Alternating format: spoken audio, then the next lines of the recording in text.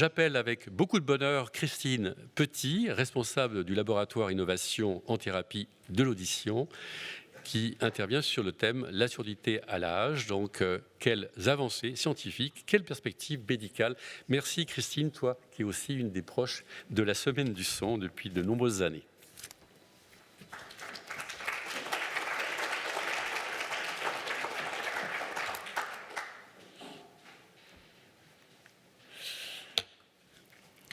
Merci Christian.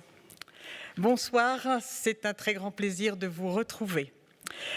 Je voudrais tout d'abord remercier Éric Orsena pour avoir accepté d'être parrain de cette Semaine du son, une magnifique contribution à cette cause qui nous tient tous à cœur, celle de l'entendre et de s'entendre, condition du développement harmonieux de notre humanité dont chacun de nous a la responsabilité. J'ai rencontré Éric Orsena, mais devinez grâce à qui? Eh bien, grâce à Beethoven, auquel Éric Orsena a consacré un livre qui donne à voir la passion de la fraternité, oui, la passion de la fraternité qui habitait Beethoven. Ce soir, c'est dans la volonté de Beethoven de comprendre sa surdité que nous nous inscrivons pour comprendre les surdités. C'est dans ce but que Beethoven avait donné son corps à la science. Récemment, son génome a été interrogé à partir de l'ADN de ses cheveux, à la recherche d'anomalies dans les gènes de surdité, les centaines de gènes de surdité que l'on connaît aujourd'hui, qui auraient pu l'expliquer. Cette recherche, à ce jour, est restée négative. Au-delà des aspects scientifiques et médicaux, Beethoven, mieux que tout autre, a décrit ce qu'est la surdité, avant tout une souffrance psychologique liée à la perte du lien social. Et au passage, comme l'a dit tout à l'heure Éric Orsena, elle n'altéra pas sa composition musicale qui resta prodigieuse et a démontré que, contrairement au lien social, la création musicale peut se passer du maintien de l'audition. Alors, je vais discuter la surdité liée à l'âge. De quoi s'agit-il? De la première cause de la perte de la qualité de la vie à l'échelle mondiale après 70 ans et de la troisième cause de la perte de la qualité de la vie chez l'adulte. Alors, elle est mesurée aujourd'hui par ce que l'on appelle le YLD, qui mesure le nombre d'années de vie vécues en incapacité. C'est une mesure du fardeau non fatal des atteintes dans une population. Elle prend en nombre le nombre de cas d'une maladie donnée, multiplié par un facteur d'incapacité qui est pondéré par la gravité de l'incapacité. La presbyacousie nous renvoie à deux grands problèmes de notre temps. L'un concerne principalement les pays développés et l'autre, plus spécifiquement, mais pas exclusivement, les pays en émergence. Ici, des représentations graphiques de la pyramide des âges avec en haut la situation en France en 1950, les femmes ici à droite, les hommes en gris à gauche, puis la situation en 2020 et enfin celle de 2050. Vous voyez clairement que la pyramide des âges prend une allure tout à fait différente en 2020 et que si on suit cette tendance qui consiste effectivement à renforcer le haut de la pyramide et à avoir une base de la pyramide qui est de plus en plus étroite, qui mesure le nombre d'individus, eh bien, on devrait aboutir en 2050 à cette forme de distribution, mais ce sont des prédictions, rien n'est certain. Et on est tout le temps en train de nous dire, mais la situation de la France vieillissante, etc. Consolons-nous en regardant la distribution démographique de la République de Corée. Donc vous voyez comment les âges se répartissaient en 1950 et ce qu'est la situation aujourd'hui, changement absolument considérable, et ce qu'elle est prédit à échéance de 2050. Alors, deuxième point, la presbyacousie nous renvoie donc à un autre problème tout aussi majeur, et je disais davantage celui des pays en émergence, en raison de la surpopulation des villes et du bruit qui n'est pas du tout maîtrisé, comme ceci est représenté ici au Niger, en Inde ou au Vietnam. Or, le bruit est le principal agent environnemental agresseur du système auditif. Si l'on s'intéresse à la part de l'hérédité et à celle de l'environnement au sens large, les études ont permis de conclure que la part génétique rend compte de 50%, si l'on peut dire, du niveau d'atteinte dans la presbyacousie, et la part non génétique pour l'autre moitié, bien évidemment avec le bruit au premier rang. Qu'est-ce que la presbyacousie ? C'est une surdité neurosensorielle bilatérale à début tardif, au-delà de 40 ans, et d'évolution progressive. Le diagnostic est porté sur la perte de sensibilité auditive objectivée par l'élévation du seuil auditif pour certaines fréquences sonores et détectée par l'audiogramme. Les premiers signes sont la difficulté à comprendre la parole dans les environnements bruyants et la difficulté à localiser les sources sonores dans l'espace. La prise en charge actuelle des personnes atteintes de presbyacousie repose exclusivement sur les prothèses auditives, les aides auditives et les implants cochléaires. Pour mémoire, ce que font les aides auditives, c'est d'amplifier le son, mais cette amplification se fait pour chaque fréquence de façon à compenser la perte auditive dans une bande de fréquence donnée. Alors, ces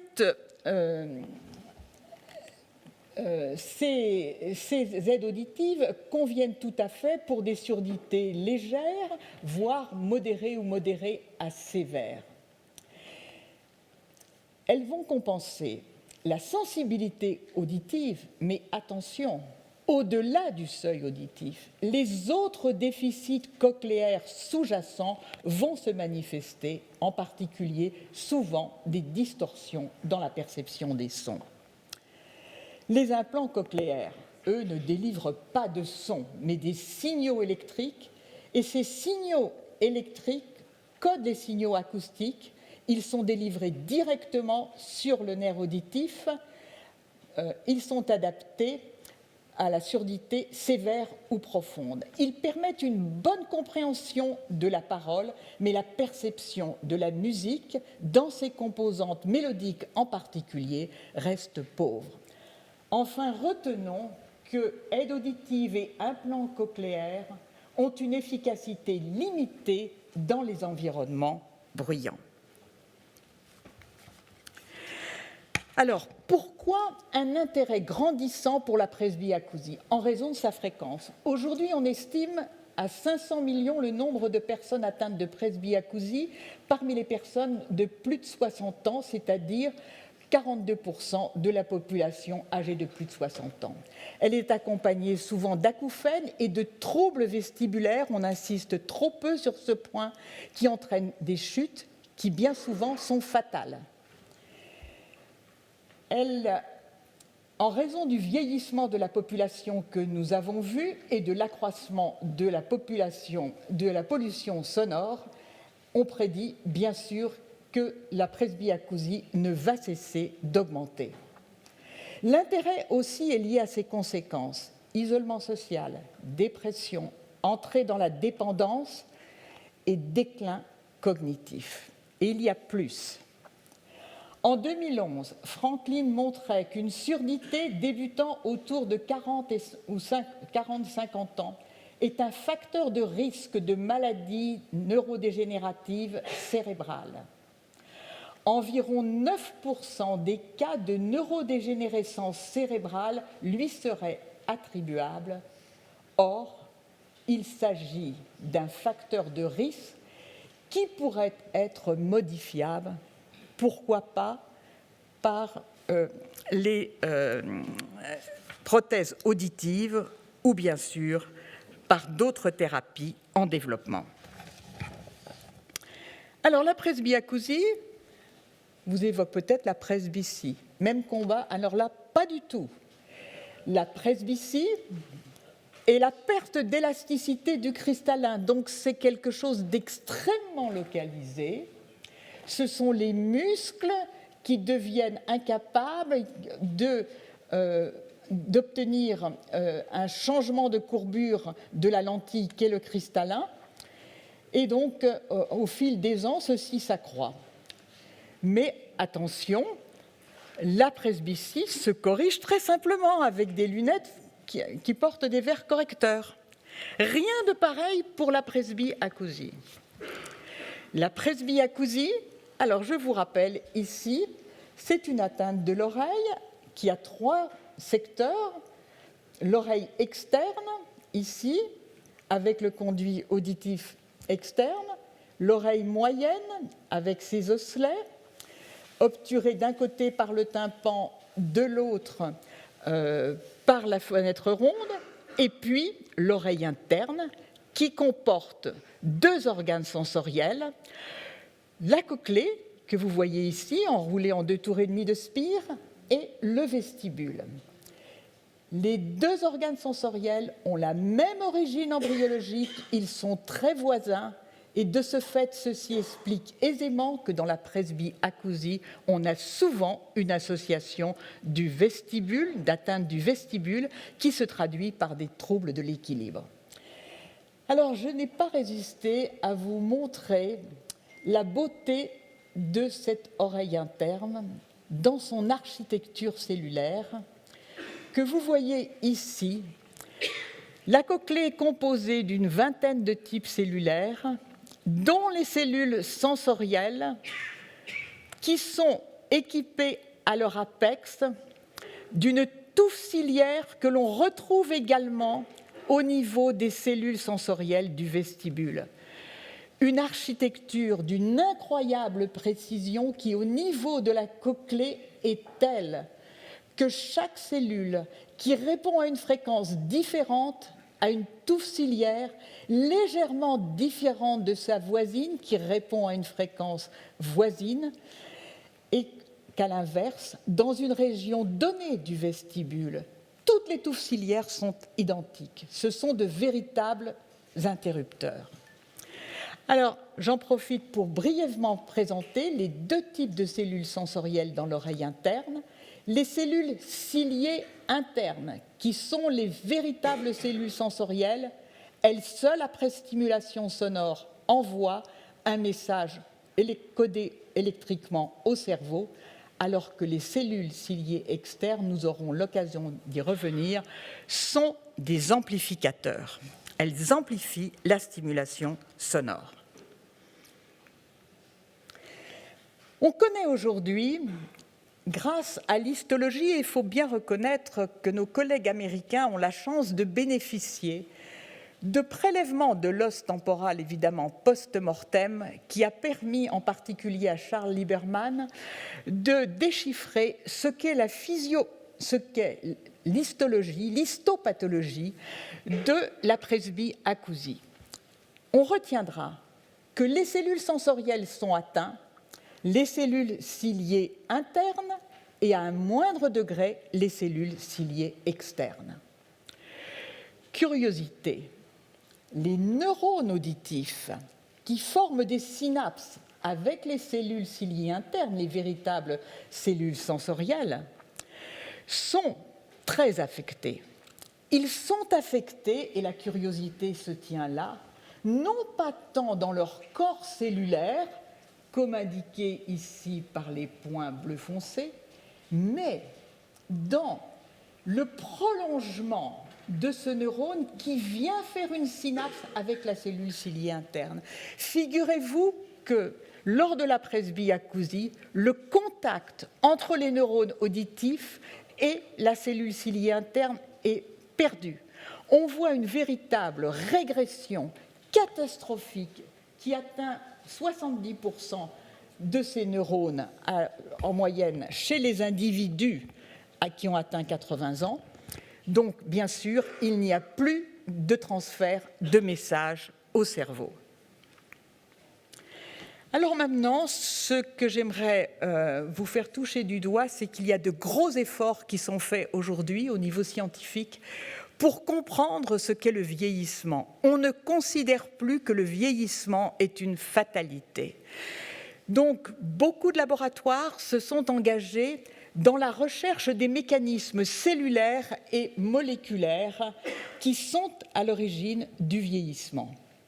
Alors, sur ce schéma sont regroupées 12 caractéristiques de vieillissement que je ne vais pas détailler, mais je m'appesantirai sur l'une d'entre elles, qui est ce qu'on appelle la perte de l'équilibre des protéines. Autrefois, on ne parlait que d'homéostasie énergétique, d'homéostasie d'oxydoréduction. Aujourd'hui, les protéines sont en quelque sorte projetées sur le devant de la scène, et vous verrez tout à l'heure pourquoi. Dysfonctionnement énergétique parce que les mitochondries qui produisent l'énergie sont souvent atteintes dans le vieillissement. Altération de la façon dont les cellules se parlent par la communication cellulaire et l'inflammation qui est présente dans un nombre considérable de situations de vieillissement. Alors, que nous apprend la génétique ? Pourquoi d'abord s'intéresser à la génétique ? La génétique n'établit pas des corrélations, elle établit des causalités. Un gène qui, lorsqu'il est altéré, conduit à une maladie, est responsable de la maladie. Et brièvement, on peut distinguer deux formes d'hérédité. Les hérédités qui sont dues à l'atteinte d'un seul gène, on les appelle monogéniques, mais des centaines de gènes, comme je vous le disais, sont responsables de surdité, et on va identifier le gène responsable, et puis des atteintes multigéniques dans lesquelles on va identifier ce que l'on appelle des gènes de prédisposition. La différence entre les deux. Atteinte monogénique. Un gène est altéré, il va conduire à une surdité. Prédisposition. Vous allez avoir des dizaines de gènes chez un individu qui portent des variants dont chacun contribue à des degrés divers à l'apparition de la surdité. Alors, que sait-on grâce à ces atteintes, à ces analyses génétiques ? Eh bien, si on s'intéresse aux gènes de prédisposition, juste en résumé, on a en gris certaines atteintes qui correspondent à des fonctions qui sont spécifiques de la cochlée. Par exemple, des fonctions synaptiques, des fonctions qui font intervenir les canaux ioniques, potassiques, calciques, etc. Et en bas, en rouge, ce que vous voyez, ce sont des fonctions que l'on retrouve dans le vieillissement comme étant atteintes dans le vieillissement, le métabolisme d'oxydoréduction, le métabolisme énergétique, l'homéostasie des protéines, l'inflammation et l'apoptose. Donc, clairement, dans le génome, on voit des traces de ce vieillissement à la fois spécifique et à la fois des traces du vieillissement général. On peut résumer ainsi les mécanismes cellulaires mis en jeu. Tout commence par un stress cellulaire. Et là, la cellule, évidemment, la nature est bien faite, a des mécanismes protecteurs qu'elle va immédiatement mettre en route. C'est l'affaire de quelques heures. Elle va d'abord chaperonner les protéines, de sorte qu'elles vont pouvoir acquérir, malgré le stress, une forme normale. Et puis, elle se met à boulotter par autophagie tous les débris qui ont été créés à cause du stress oxydant. Et puis, mieux, elle lance aussi à travers la circulation des vésicules qui portent en particulier des éléments de survie qui vont gagner différentes régions du corps. L'étape suivante, c'est soit la récupération, soit le stress oxydant qui était déjà présent. Les mécanismes de protection ne suffisent pas, il se met en place il s'amplifie, il va détruire les lipides, les protéines et les acides nucléiques de la cellule, et puis il va accentuer la dérégulation mitochondriale. Et le résultat, c'est une inflammation, et là, attention, on est très très près de la mort cellulaire. Ce qu'il faut savoir, c'est que les premiers mécanismes sont partagés avec la surdité liée au bruit. Le stress cellulaire, les mécanismes de protection, le stress oxydatif, etc., jusqu'à l'inflammation. Alors maintenant, avec Paul Avant, nous nous sommes intéressés à la presbyacousie dans l'objectif de la traiter. Et nous nous sommes en particulier demandé, existe-t-il, à côté de ces formes multigéniques, des formes monogéniques de presbyacousie ? Je peux dire que nous n'étions guère encouragés dans cette recherche. Eh bien, non seulement nous l'avons menée à bien, nous avons montré qu'il existe des formes monogéniques, mais en plus, nous sommes en train de répliquer, grâce au SERIA, cette étude qui confirme que, de fait, c'est bien ce qui se passe. Et là, si on distribue les différents gènes, comme précédemment, dans les différentes fonctions, on s'aperçoit que ces cases du métabolisme oxydatif, du métabolisme énergétique, de la survie cellulaire, etc., ne sont pas en cause, mais qu'il s'agit bien d'atteintes qui portent sur la cochlée elle-même. Au passage, ces gènes responsables de presbyacousie précoce sont tous aussi responsables de surdité précoce.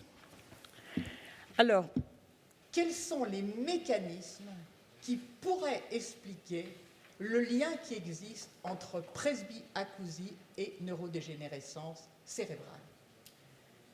4 types d'hypothèses.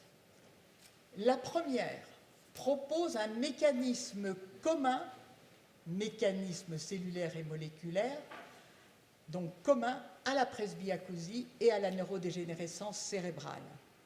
Très plausible quand on sait que dans les deux cas, l'atteinte des protéines, en particulier de cette homéostasie des protéines, est un des signes de début.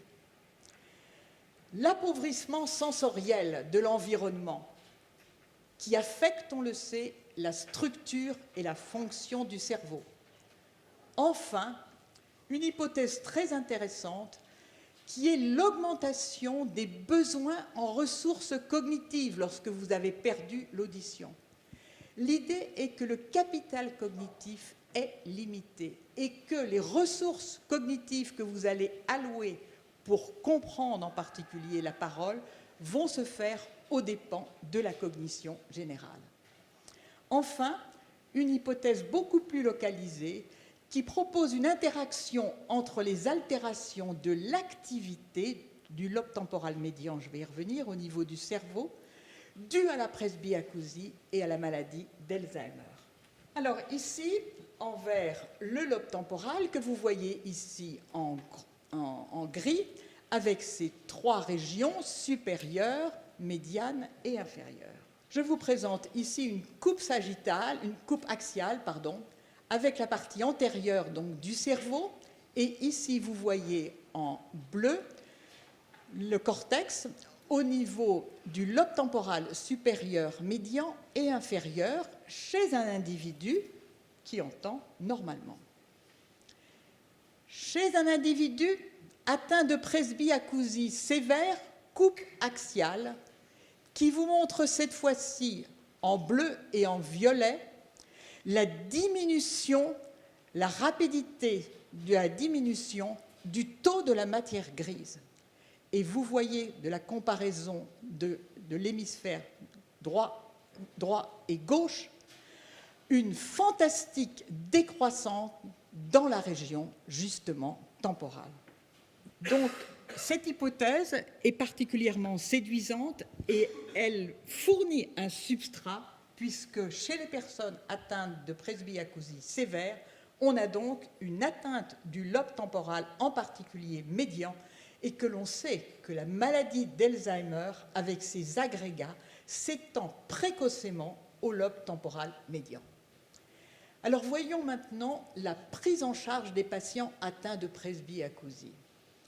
Alors j'ai mentionné tout à l'heure, je vais pas revenir sur les prothèses, mais aujourd'hui, de grandes études sont menées pour essayer de conclure ou non au fait que si les patients portent des aides auditives, en particulier, on va prévenir l'apparition de la neurodégénérescence. Vastes études parce qu'il existe beaucoup de paramètres qui peuvent interférer. Alors, la thérapie génique, en particulier la thérapie génique de remplacement pour les formes monogéniques de presbyacousie précoce, un seul gène atteint, on va essayer de le délivrer dans l'oreille interne pour, en quelque sorte, prévenir ou guérir, là il s'agit de guérir, la presbyacousie. Et puis ce qu'il ne faut pas oublier, ce sont les thérapies pharmacologiques. J'ai parlé du stress oxydatif. Les molécules antioxydantes sont systématiquement testées et développées. On utilise aussi un certain nombre de molécules qui visent à baisser la réponse inflammatoire. On utilise également certaines molécules qui diminuent l'oxydation. Enfin, on utilise bien sûr les statines et directement ces protéines qui permettent de replier correctement les protéines. Et puis la médecine chinoise traditionnelle fournit également des thérapies. Enfin, il y a la thérapie cellulaire, thérapie par cellules souches. Elle est en développement, c'est beaucoup plus complexe, je dirais, à ce jour, que la thérapie génique. Elle utilise des cellules souches dérivées de l'oreille interne, des cellules progénitrices dont l'on dispose, qui sont des cellules progénitrices des neurones, et aussi, elle utilise la possibilité de transférer des vésicules dont je vous parlais tout à l'heure, qui établissent le dialogue entre différents tissus, par exemple.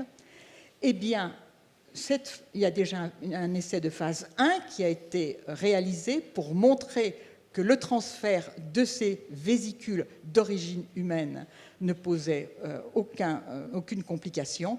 Et c'est une voie qui tente beaucoup de scientifiques parce que ces vésicules ont l'aptitude de traverser la barrière endothéliale de la cochlée. Voilà, alors je vais en terminer là. Plein d'espoir donc, mais sur ces authentiques thérapies, et pas seulement les prothèses. Ces recherches sont certes très prometteuses, mais elles ne doivent en aucun cas nous dispenser de lutter contre le bruit.